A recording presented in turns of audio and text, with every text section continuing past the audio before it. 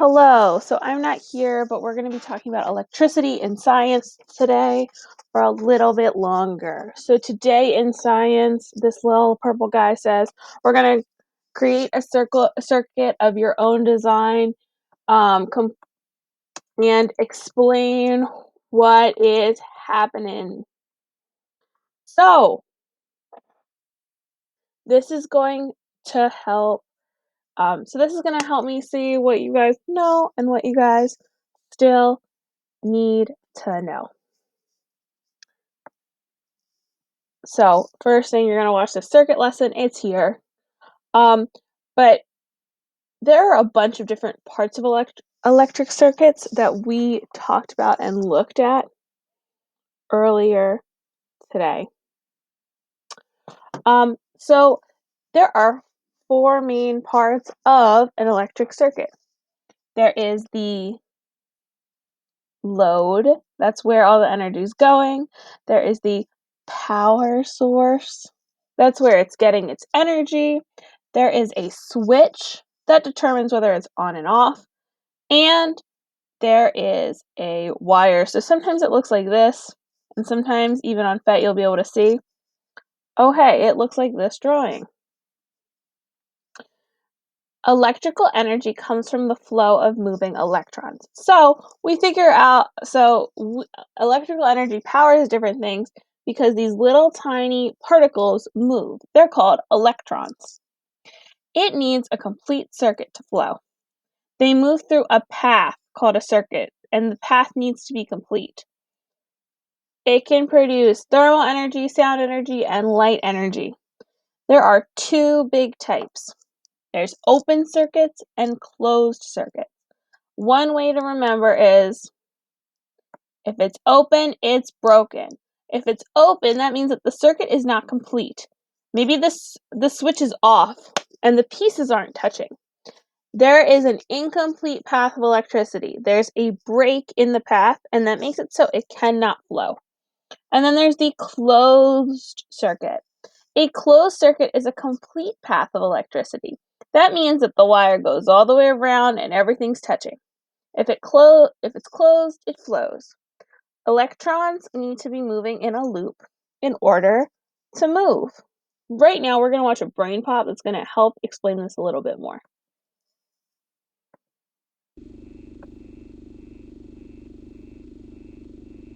Huh. Hey, don't stay plugged in too long. Mom said our electric bill was really nuts last month. Dear Tim and Moby, what is an electric circuit made of? From Joseph P. A circuit is a way of routing electricity along a path. Electricity happens when electrons, the negatively charged particles in an atom, move from one place to another. Electricity is nearly instant in the natural world. Think of a bolt of lightning or when you get a shock from touching someone. Right, those are examples of static electricity. It's actually not all that useful as a power source because all the energy is released all at once. Ow. In order for electricity to be useful, we need a steady flow of it, a current. An electric current doesn't just happen on its own. It needs a path to follow. And that's what a circuit is, a path that a current can flow along. Well, yeah, but you need more than just a wire. Even the most basic circuit is made up of a few different components. First, there's a power source, like an outlet in the wall or a battery.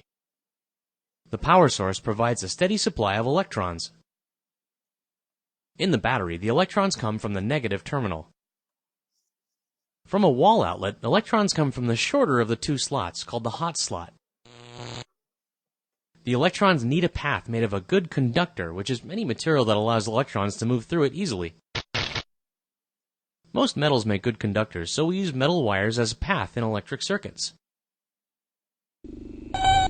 Yeah, the wires are surrounded by rubber or plastic because those materials are good insulators. Insulators are kind of the opposite of conductors. They're materials that electrons have a hard time flowing through. Insulated wires keep electrons on course, and they protect us from the dangerous flow of electricity going through their metal cores. Along the circuit's path, there's usually a load, a device that uses electricity. Electrons flow through the device, giving it power. When they flow out of the device, they head towards the opposite side of the power source. In a battery, that's the positive terminal. In a wall outlet, that's the taller of the two slots, the neutral slot. And that's the real key to an electric circuit. The electrons have to have some place to go. Without a somewhere to flow into, the electrons will stop moving and you no longer have a current. If you look closely at an electric cord, you'll see that it's actually two separate insulated wires. Electrons flow out of the hot slot, down one of the wires, into the load, through the wire on the other half of the cable, and back into the neutral slot. Oh, right. Well, to control whether an electric device is on or off, you need a switch. A switch controls the flow of electrons by opening and closing a circuit. When a switch is in the off position, the circuit is open. And when it's in the on position, the circuit is closed and the electrons can flow through. Whoa. I think you've had enough. Uh-oh. Well, now you've gone and done it. Oops is right.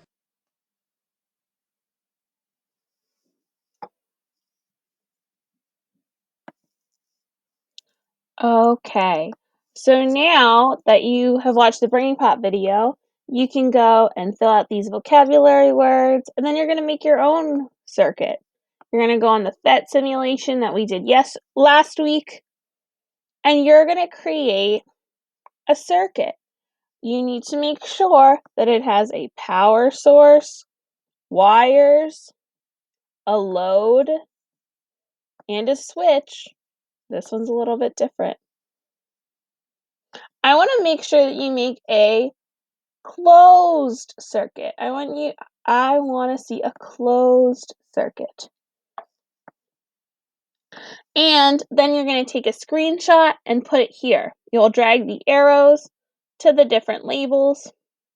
That way I know that you know the different parts. Then you're going to explain how your circuit lights up.